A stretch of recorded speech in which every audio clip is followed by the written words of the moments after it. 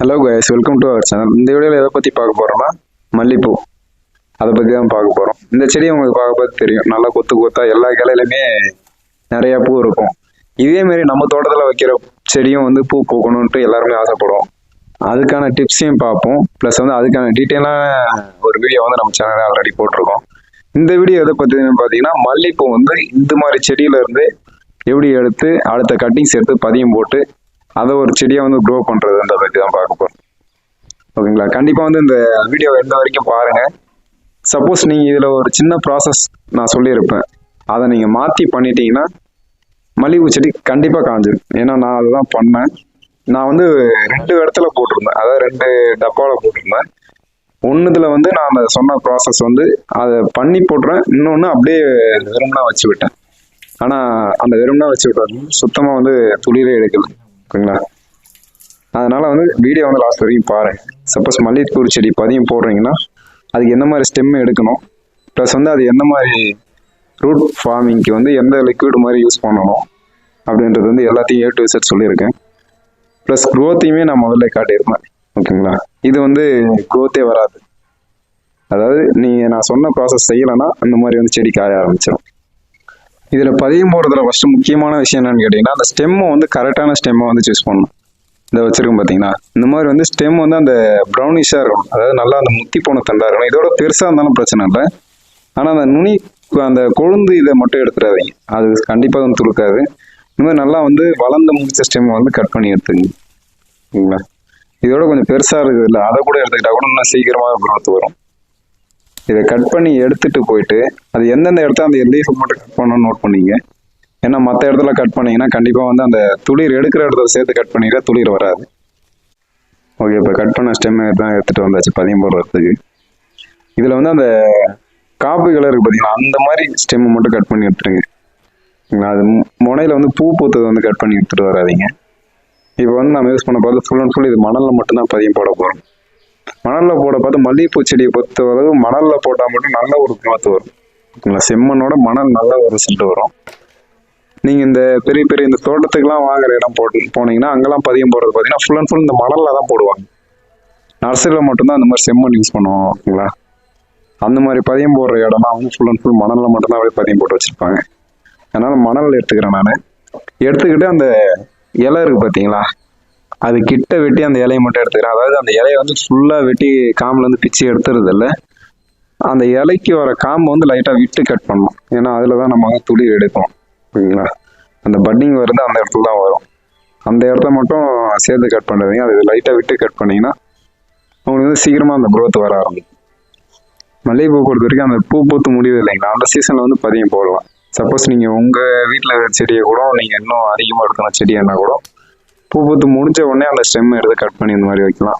இல்லைனா வெளியில் போகிறீங்க, அங்கே ஏதாவது செடி பார்க்குறீங்க, ஒரு ரேர் வெரைட்டியாக இல்லை அந்த அடுக்கு மல்லி இல்லை ரோஸ் மல்லி அந்த மாதிரி பார்க்குறீங்கன்னா ஜஸ்ட் ஒரு 2 ஸ்டெம்மை மட்டும் கட் பண்ணி எடுத்துகிட்டு வந்து நீங்கள் இந்த மாதிரி பதியம் போட்டு வீட்டிலே வளர்த்துக்கலாம்.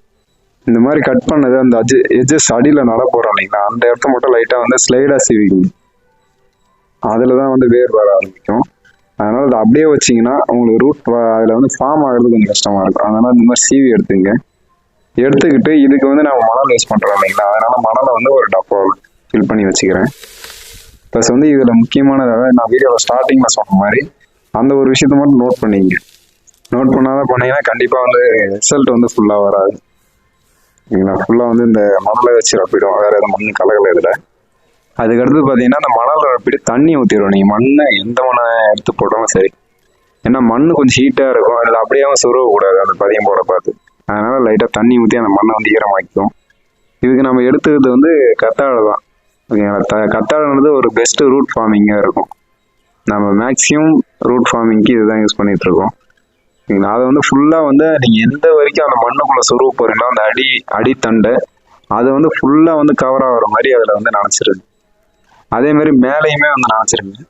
2 சைடும் நனைச்சிட்டு அதுக்கப்புறம் வந்து அந்த மண்ணில் வைக்க ஆரம்பிச்சிருங்க. ஓகேங்களா? அதில் வந்து இந்த மாதிரி அந்த லிக்விட் வந்து ஃபுல்லாக வந்து அப்ளை ஆகிருக்கணும். அப்படி இல்லைன்னா வந்து ரூட் ஃபார்மிங் கொஞ்சம் லேட் ஆகும். ஓகேங்களா? இந்த மாதிரி நான் இப்போ இதில் வந்து நடுற அளவுக்கு ஒரு 4 ஸ்டெம்மு தான் எடுத்திருக்கேன். இந்த 4 ஸ்டெம்மோட க்ரோத் வந்து ஒரு 10 நாளில் வந்து நல்லாவே க்ரோத் வர ஆரம்பிச்சிருச்சு. அதுக்கு நம்ம எப்படி அதை கேர் பண்ணணுன்றது மட்டும்தான் மெயின். எத்தனை நாளைக்கு ஒரு வாட்டி தண்ணி ஊற்றணும், ப்ளஸ் வந்து இதோட growth எப்போ வரும், நம்ம எப்போ எடுத்து மறுபடியும் பிளான்டேஷன் பண்ணலான்றது எல்லாத்தையுமே பார்ப்போம்.